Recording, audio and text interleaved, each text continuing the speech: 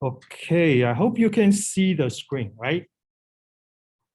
Remote student, can you see the screen? I cannot see the screen yet. Okay, all right, fine. All right, so today I'm going to just give you a briefing about a project I'm actually currently working on. It's called EthikOS. It's actually support the idea of ethical-aware computing. I mentioned this project to some of you, but never got a chance to actually talk about this in any detail. So I'm going to take this opportunity to actually discuss about this. So first, I want to just remind you why I'm doing this is because I want to look at the final project, because I really want to push you start thinking about this. And those are the 4 areas I already included in the guideline for the final project. Information, whatever dissemination, social interaction based on that information. And the second category is food, agriculture, health, environment, and economics. That's actually a cluster of application that related to the interests, the priority interests of our society as a human member of the community. And the third area is related to the new wave of technology, which is including whatever you have, smart city, smart home, smart bus, autonomous drive, or smart fridge, and all kinds of smart technology. And it's not just smart technology, but the smart technology need to grab a lot of sensor data. So what do we mean smart? Really today is you have a lot of sensor everywhere. Video, data, environmental sensor, and gather all this information, and such that we will be able to utilize those information to go through your favorite tool, like a machine learning, to actually be able to do something that's actually hopefully good for our society. Okay, the last one is related to currency, fintech, or financial market, or cryptocurrency, those kind of issues. So this is not exclusive. You might actually be able to go in with other stuff, but the thing is that it's just maybe I forgot, maybe I overlooked, but your idea might be actually go beyond those 4 areas I suggest here. Okay, so just to let you know, we're going to talk about this. Please let me know if you have any question about any of this area or any of the final project process. Okay. All right, so I do want to say is what I'm looking for as an instructor about final project. What I really like to do is for you to identify one particular issue, not too many. I don't want to be too broad to actually talking about something which is not specific enough to be really interesting.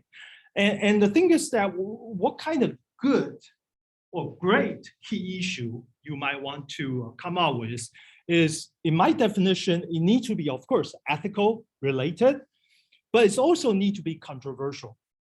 If an issue is so clear, that's actually not interesting. For example, should we allow a government kill a person?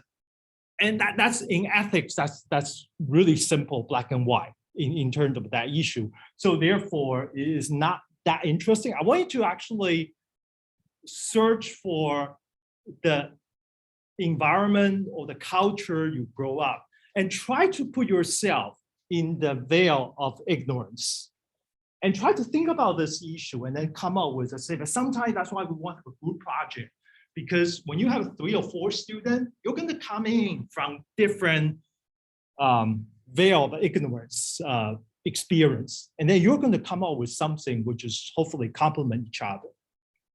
And the other thing I do want to mention is that when you actually try to search this idea, I do want to say that this is my experience when I talking to students, because most of us, including me, we're not used to this kind of process. We're just so, how do I say that, has been very comfortable with being told what to do. you think about that, all your education up to this point, maybe including this point, that we're just asking you what to do. And then you basically listen, you actually do it. So now we want you to actually think about this as go beyond that. So for example, one of the group who came to me a few months ago, they want to do something. I call that something X. And I said, well, why don't you actually think about Y, which is related to X, but from a different angle? And when I interact with the student kind of resists to the idea. And therefore, they kind of took me a while to actually convince them that don't befriend your thoughts into the limitation that we or our society currently experiences. And the thing is that, I mean, we should be both feel as a blessing and a curse as a computer science major, to be honest with you, that computer science major, we tend to avoid all kind of syntactic, semantic error. We want to develop the software the first time 100% without a bug. If you think about all your education in programming, that's essentially what we have been told to do. On the other hand, computer science, we are the best to manage software. If it's a hardware, it takes 6 to 18 months for something to be changed. But software, you can change overnight. That's our limitation because we're thinking about avoiding bugs. But that's our strengths by actually be able to change really fast. Okay, so I want you to be aware of the limitation, but try to exercise your power. Okay, so what do I mean by the key issue? I wanted to actually look at, because I said veil of ignorance, that means you're going to think about this in a different way. So I'm looking at, can you actually think about this issue in an innovative angle to look at this? To look at this differently from most people have been thinking about that. And look at this angle, then you try to come up with what we call creativity to try to address that issue. And then after you've done this and try to apply critical thinking. Critical thinking, as I mentioned, is very important for you to actually analyze in depth and try to look at different perspectives. Again, I'm using angles at this moment and be able to get the problem, okay? And I also want you to, the other thing which I want to avoid, because this is from the past for ecs188, I kind of didn't realize the problem until they're done, is that most of the project students try to use one single tool. They try to analyze the problem using utilitarianism, especially utilitarianism is very popular. If you look at the project, a lot of it is using utilitarianism. Utilitarianism has its applicable domain, has its strengths, but it also has its blind spot. That's why I want you to use all kinds of tools you learn from this course, and particularly you can actually use the ontology of utilitarianism, apply both tools, and try to contrast and see the difference. I mean, a lot of the time when we look at the problem is not about whether this is right or this is wrong. By the way, a lot of ethical issue, if you look at the paper you have read, is actually look at the difference. If you look at this angle, this sounds right, but if you look at this angle, this group of people will get hurt. So that's actually very important capability for us to apply all kinds of tools and then to see how that will fit better with that. Okay, so that's kind of the general project. So that's why in my mind, I'm trying to start to push you, try to form the group and then try to work on this issue. So what's about today's lecture? Today's lecture, I'm actually just offer you an option. By the way, this option is obviously related to my own research, so I know this very well. But on the other hand, I want to mention that this is really just an option, just a suggestion. Is nothing mandatory. It's not going to be, say, you're receiving a better grade or worse grade because you pick a project like the way I'm talking. I want to clarify that. So just let you know, but I think it's also educational for you to understand a little bit about how a concept of ethics can actually be deeply merged into our discipline, which is information technology. Okay, so the project I'm going to talk about, I mentioned this term already, is called EthikOS. So what is EthikOS? EthikOS is we try to develop a system, and the system that's autonomous. Autonomous means that I do not want any human being to intervene, at least directly, in a way that any system is going to interact with human being, and we will be influenced by the system. But we want to make sure the system is autonomous as much as we can. And this system need to have the following three capabilities. That's the design, what we're related to the ethics. Okay, so number one, we want the system to be able to perform some kind of reasoning about ethics. So essentially, you have seen us doing a lot of reasoning on saying that, well, if this is ethical, it's not ethical. So essentially, we want the system to have some capability to do this automatically about what's right or wrong, or maybe not even right or wrong. Okay, so that's number one. The system has that capability. I'm going to tell you how I might be able to accomplish that. Maybe not exactly perfect. I mean, you think about that, all the ethical decision is controversial. And I'm not saying all, but most of the things are very controversial about whether you can do that, can you do this, whether you should do this, whether you should come to class today, or whether you should read this book or that book. It's always controversial. So the thing is that, can we actually do some kind of reasoning instead of deciding? It's a reasoning about that. Okay, that's number one.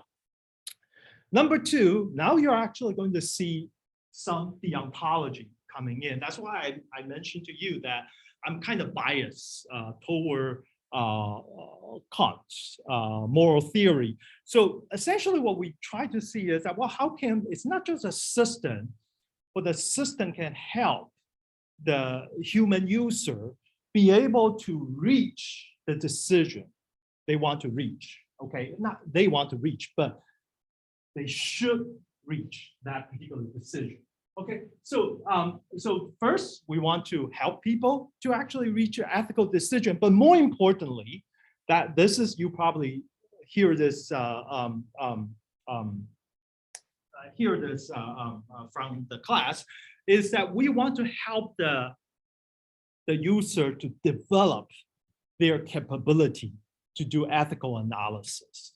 So the first one is just focus on the issue, but the second part, the second bullet, is essentially the third imperative of Immanuel Kant, self-legislation. So self-legislation is the capability that after we have the freedom, we know we use tools like veil of ignorance, or we actually be able to know that we got some kind of different influence. And based on that concept, how do we actually develop our own moral value in a motive of duty? Because motive of duty means that we have a freedom, we can actually decide something on our own. Okay, so how do we actually help the user to actually develop that capability? So if you think about this compared to some of the system that's actually looking at the data saying that, hey, you should do this. And you actually listen. When you actually, by the way, I'm actually right now, I'm criticizing all kind of recommendation system. So if you think about all the recommendation system, they're saying that you should listen to this music, you should watch this book, you should read this, you should actually read this particular news. That is called social algorithm. That's actually introduced. That actually, if you remember, it actually create a filter bubble. It actually isolate us sometimes because we got isolated into that. That's the consequence negatively if we just tell them what to do. But on the other hand, if you have some sort of build up the capability to do self-legislation, and then you actually have a chance to be able to broadly accept other ideas as well. Okay, so that's the second purpose. Can we actually do that? The system provide that. That's a second thing. And the third thing, obviously, now we're we're a computer engineer, that we should always ask the blue question ourselves, is that say, well, right now, the system itself, it better be ethical. Okay, if we build a system, the system itself is not ethical, then we have to think twice. I mean, let me give you an example. Why is this? I'm saying that this is unethical. I'm going to just boldly talk about today's system that industry provided to us. So you will, I don't want to name a particular company, but you will see a lot of companies, they're actually harvesting our data. They're doing recommendation, by the way.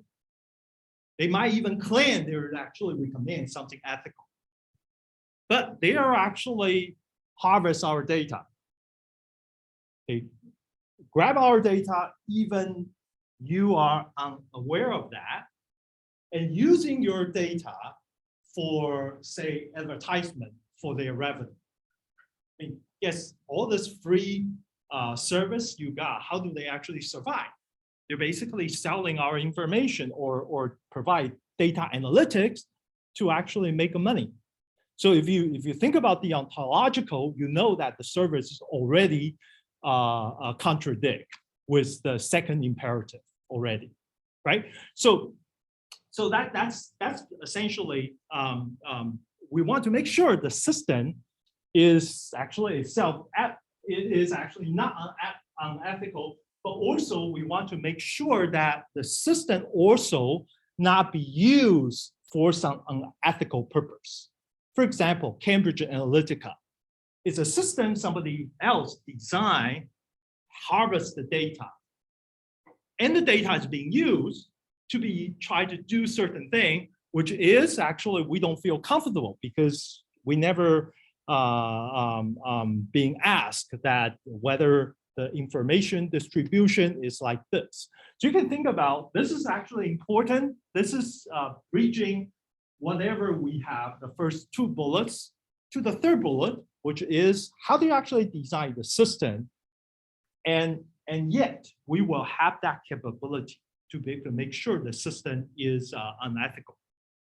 So when I list these three things, obviously you will say, well, maybe one answer you say, oh, this is easy. I can do that overnight because I'm a genius. Okay, I mean, say you are the genius.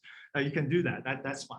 But most of you probably will think that, oh, well, this is too ambitious. How can you possibly accomplish all this goal in a foreseeable future? Okay, so that's why the final project might be, okay, I'm going to tell you some of our thoughts about how I plan to do this.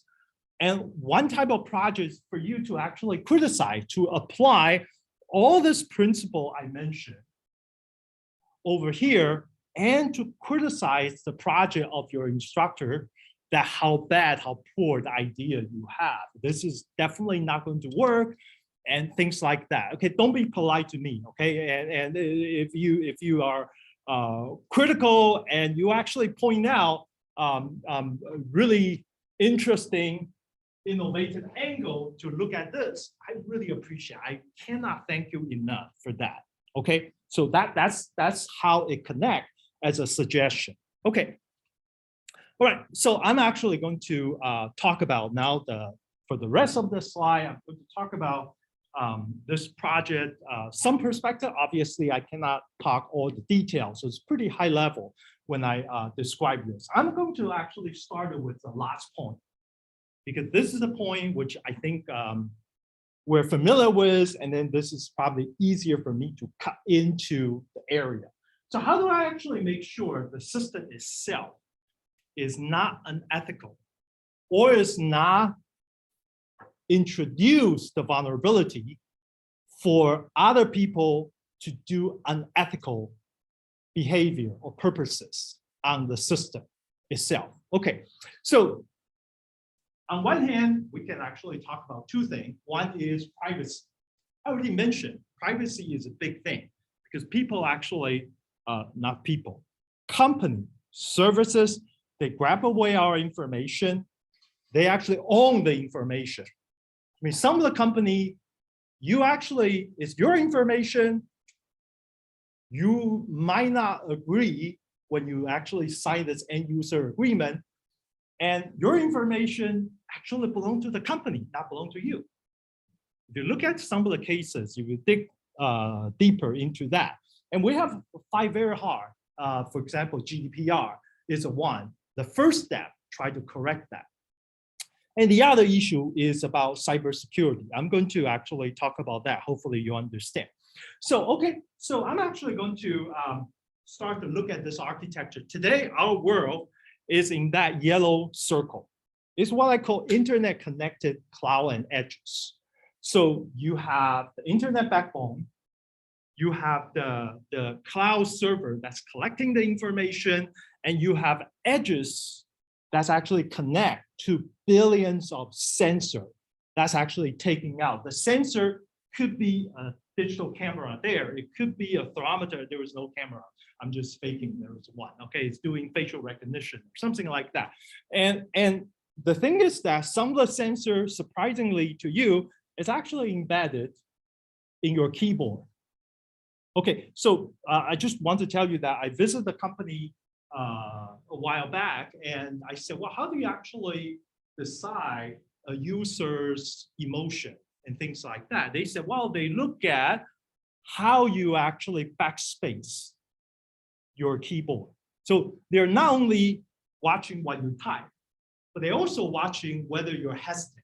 You type something, you backspace. They analyze even that level of information. So just an example to tell you that that is a sensor. The sensor could be a piece of software that's a logging on your computer and decide what you have. Okay, so that's what we call a internet connected cloud. That's what we have. As long as the computer is connected, there are vulnerabilities. There are issues that our data could be collected. And not only that, by the way, if you talk about cybersecurity, when this thing is connected, then essentially anybody has a connection to the internet, they could actually compromise your device as well. Okay, that's the issue. So not only your information is being collected, but also the vulnerability of a software. If you actually took courses like 160 or whatever, you realize that practically it's impossible for us to have a software system that's without vulnerability.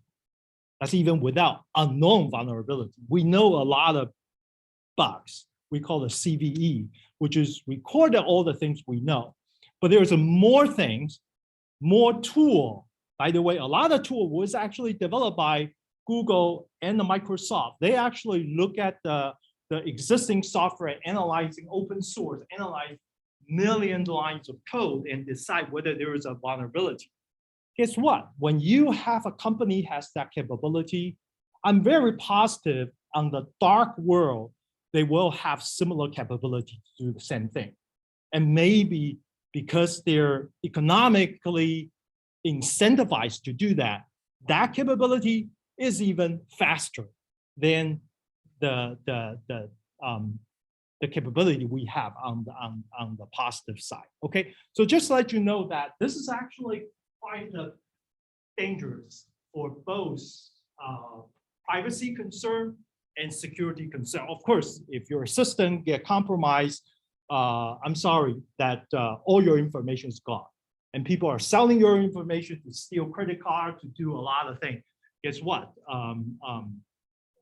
There is certain country of hacker. Right now, they're desperately looking for money. If they can actually compromise 1 million credit card account, they will do that. Okay, I'm talking about a country that's actually producing a lot of ransomware.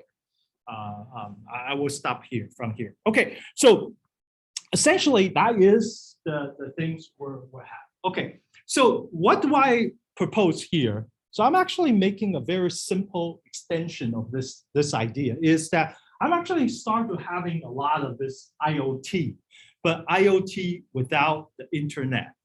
And so those are what I call a sensor or edge device. They're running the current system, like in this picture, I'm using Raspberry Pi, but essentially they're disconnect from the internet. So I actually separate the internet into two parts. One part is just what we have today. the yellow circle. But the other part is really something which is standalone, isolated. And then it's collecting the information, collecting our facial recognition, collecting whatever information we would like to collect. Okay. All right. So, well, then why is this useful? You will ask, well, okay, fine, you disconnect. I know when you actually make this separation that this yellow part, they no longer can access the device, which is collecting, having my information. But, well, what do we do with that? Okay, so the idea is that now we're using human. I mean, I'll just give you a very simple example of how this works. So, for example, I want to, if you think about computer science really is about transfer of the information from one place to the other. Just think about that.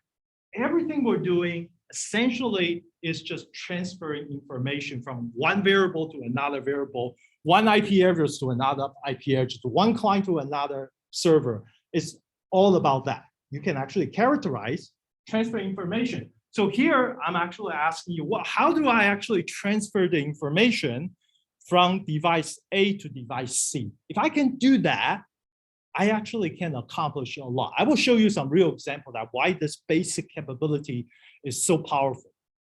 Okay, I'm actually going to transfer information from A to C. So there are two ways I can do this. One is that the person was in A, he actually has a local, maybe a Bluetooth connection to that device, and he can download the information to his phone. There's some information he downloaded from his phone, and then he actually walked all the way to the device C, and then upload over there. Okay, so it's a one person, that person might not need to have internet access. All he needs to do is a phone with a Bluetooth, so any device with a Bluetooth. And a real person moving from device A, say device A is Nugget Market, and then to device C, which is Tercero. Okay, so you move that information over here from device A to device C. What do I mean by that? Some person in Tercero who actually went to Nugget Market, purchased a bunch of meat, and then he bring it back to Tercero to prepare for your lunch today.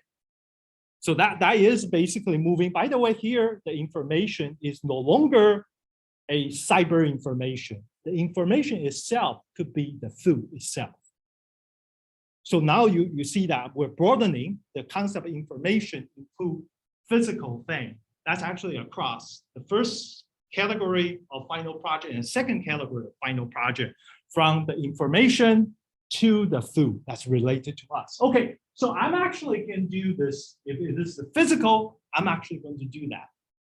That's the first way to do that. Well, how about I really cannot? If device A is actually in, say, Australia, and device C is in Japan, well, I cannot walk, right? I cannot even take a flight because it took 14 hours for that to happen. Well, what I can do is I can actually find another person. This is a second way you can do this. And now this one you can actually do for cyber currency, you can use for information, but not for a pack of meat, obviously. So what I can do is, assuming I actually have a partner that's actually in Japan, I'm in Australia. And what I do is both of us actually have a secure connection together using the internet only for that period of time. Okay, by the way, this is not about 24/7 connection. This is about the connection when you really need it. So we basically shrink the window of vulnerability, the timing of vulnerability, to be really to the time period. That's actually you're going to conduct this transaction. So essentially, say you're actually from Australia, and now you want to connect somebody from Japan, and then you live in Japan, by the way, and so you actually call your relative or your colleague, say, hey, can you actually walk to the Tercero in Japan? I believe Tercero in Japan, they must serving also very nice food there. And when you actually get closer to this device, and so they simultaneously, both of them walk to those two devices, and the connection happens. Okay, and that's actually another way to do this. So just give you an example, this is architecture that has this capability. I call it ILOT instead of IoT. I call it ILOT. Is basically internet lists of things. And what's the property? The property especially saying that the data of you and about you is actually under your control. Because let's actually take a look device A as what you have. So device A is a sensor, is recording the temperature or air quality, or it's a facial recognition. So that information is never connected to the internet. But if you want to retrieve that information, who can retrieve? The person who is actually physically next to it. So therefore, you actually have a control about that information at the moment that this is happening. Okay, so the first thing is basically the data, instead of being collected in the yellow circle, is going to be controlled, at least controlled. You might still store it in the yellow circle in some way, but you actually have a control and you know what's being collected. You actually follow that. Okay. So the first thing is this architecture, we try to make sure that the user, we try to deal with a privacy issue that is very fundamental for any of the information technology application to be ethical in the first place, in my opinion. Okay. The second thing is actually very interesting. The second thing is that this is not going to be suitable for any kind of application. In fact, I will argue this actually might suitable, at least a small component, for all kind of application. We can argue that. But for those applications that's actually will benefit from this architecture, we will need human and social mobility. You can see that even yourself is running around, or you have somebody actually help you to move around.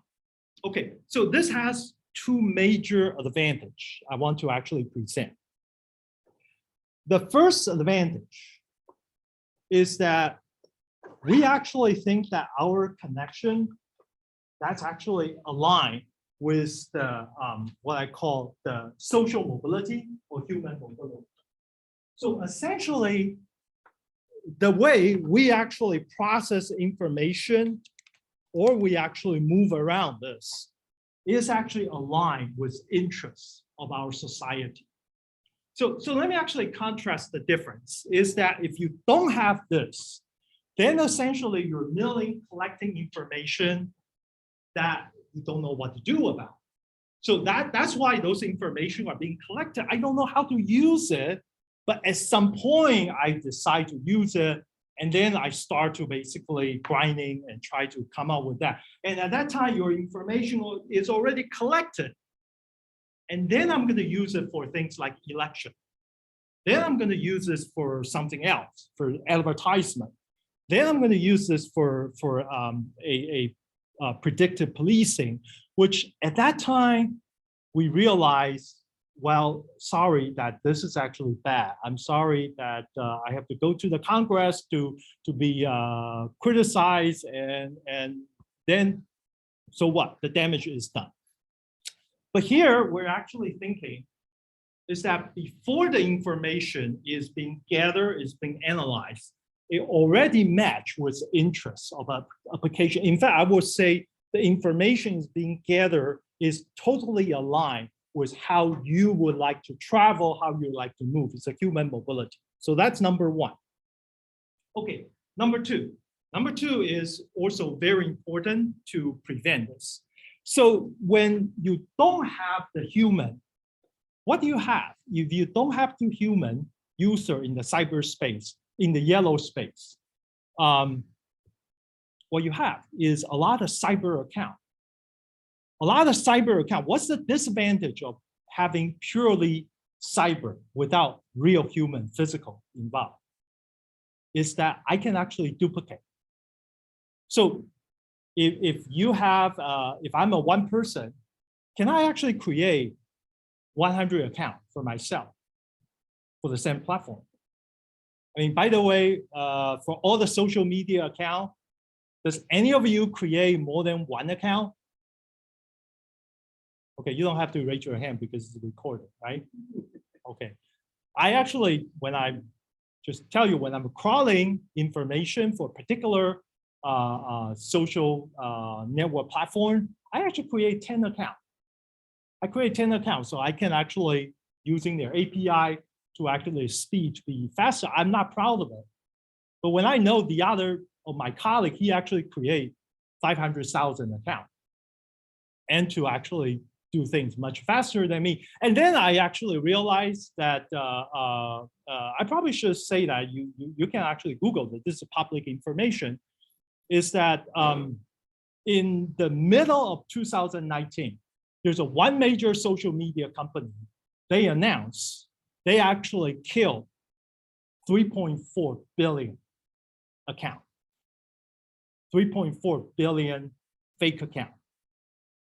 And that particular platform only have 2 billion active users. So think about that. You have 2 billion account. By the way, that 2 billion account, I don't know how many users because I have 10, I admit that already, okay. But there are people actually be able to create 3.4 billion account. And I'm actually doing the research because at that time, 2019, I'm really worry about the influence on the election based on what we learned in 2016. So I was actually watching very closely about all this account. And I actually discovered about 60 million account. And none of the 60 million is within that 3.4 billion. They actually, why is that? Because that company identify the account, the cyber account based on some signature. But then guess what? Whenever you, this is the curse of any supervised machine learning or GAN technology, generated adversarial network, is that whenever you kill the account, you're helping the attacker to improve their account. If you think about that, you kill my account, I will be able to know what kind of account you will be able to spot. So I actually changed the technology to actually generate a new type of account, which your detection system cannot. So that 3.4 billion is just the tips of the iceberg. Okay, so that is an issue, but now why I say this is good, because here you can see that we actually bind the activity to the physical person. Okay, when you have a physical person, it's actually impossible for you to actually go beyond a few hundred. I mean, how many people we have in Davis? 30, 50,000, maybe 100,000, including all the student and visitor. So when I say that we bind the computing activity related to the social mobility, we're really talk about the social mobility of this 100,000 people. And therefore, anybody from a remote country who actually did really well in ransomware, they cannot compromise 10 billion account easily. They cannot even compromise more than 10 accounts probably in Davis, because all the people are local, all the people, we know each other. We actually have a way to actually show you're actually here. So that's the advantage. Okay, so I'm actually going to leave this question for you, is that with this kind of system, well, how do you actually implement Facebook or Google, this kind of service, which is essentially a yellow circle based system? How do you do that? In fact, there was a way to do that. Because of the time, I won't go through that. But this will be a question that we can actually do much better, address some of the limitation they have. Okay. Wow, it's already 1 o'clock. All right. So let me actually give you 5 minutes. Okay, I'll try to shortcut this because I really need to go to the, I want to go back to you. Okay, so I'm actually going to address the first and the second. Remember, I have three objectives. So I'm talking about, okay, now I actually protect your privacy. I actually make sure the system cannot be easily compromised to actually be able to do some kind of unethical activity. Now I'm actually going to do this is, well, how do I actually help people advise? How do I actually analyze the ethic issue on this kind of system? In the system, the core of the system has something called ethics engine. So what is the ethic engine? The ethic engine is a capability is that they will make a recommendation. Again, it's a recommendation system, but I want to tell you that what is the difference between the recommendation system we're talking about. It's essentially be able to provide some kind of information on the issue you're interested based on the adjective you're interested to answer. The adjective could be ethical, unethical. It could be healthy, unhealthy. It could be kindness and unkindness, things like that. Okay, things like this kind of adjective. Okay, so how do we do that? I'm actually really have to shortcut that we actually implement this using doing the voting. We're doing this for the electronic. Sorry, this is a smart fridge and the shopping, for example, whether you purchase a beer, is this ethical or not? The idea, I'm going to skip this maybe to Monday to talk about this. Well, how do I actually implement this to recommend people whether you should buy that box of beer? I want to just go very quickly to the core of the ethic engine. Okay, so I'm just finish this slide and then I will be done for today. Okay, so the key of the issue here is that, well, how do I actually be able to build, support the number one and number two? And the thing is that here is our conjecture. We don't believe that any computer program will be able to simply just tell you that this is the right thing to do. So just go ahead, do it. I don't believe that this is going to be generally true. There might be some corner cases. You can actually do that. Okay, for example, you're driving, you shouldn't kill yourself. You shouldn't crash this to that particular place. That's actually obvious. But a lot of this decision we're going to make is not that simple, as we actually learned from this course already. But what we want to do is this part is actually give you a high-level idea of what we accomplish. Is that we actually can advise you based on, this is important, peer evaluation scientific article. Okay, remember, we don't want any human direct input, but we have to have some basis about how our society believe that certain thing is actually true, is healthy, unhealthy, unethical, ethical. So what we have from the beginning is, what is a peer evaluated scientific article? Those are the articles done by social science, environmental science, biology, biological science. They actually develop a lot of core knowledge. Quantitative, it has been evaluated by other academic researchers. So we have how many of that? Tons of them. We have tons of books like this, and we have tons of the article that's available. And what the thing is, the interesting part is that those articles, they're not actually agree with each other because scientific results keep changing, new discovery coming in. And so the thing is that we actually collect all this article in all the topics that we can get. This is not guaranteed to cover all the topics, but most of the topic we're interested is there as a basis. So essentially, based on this class of article, we actually start to build using natural language processing capability, try to extract the phrases, the concept that we're interested, and how it will distribute to the article. So for example, I might not tell you that, hey, this is right or wrong, but I can tell you, hey, there are such article that's actually supporting this side of the story, and such articles support the other side. And then what is the transition? What's the history? In some sense, it's a computational version of Wikipedia on all the knowledge that we know. And we're not including any kind of knowledge. For example, we're not going to include any kind of journal article, because sometimes journalists, because of the time, they actually might not have a more objective view on certain things.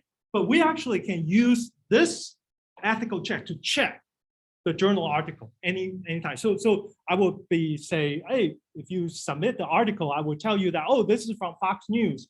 I think this is, I'm not saying it's wrong, but this is probably totally leaning conservative view. But then you have another article from Occupy Democrat. I said, well, this is probably from left. So the thing is that I'm not going to tell you left or right, but I'm actually going to give you, okay, I'm sending you another article that's actually provide you a balanced information. So this is, if you think about that, that is actually what John Ross talked about, the experiment of veil of ignorance, because we want to identify the spectrum about the article and decide what to give you. Okay, I think I'm going to stop here. I'm sorry that I probably didn't control the time well, but I will continue this on Monday. Okay, good luck. Have a good weekend.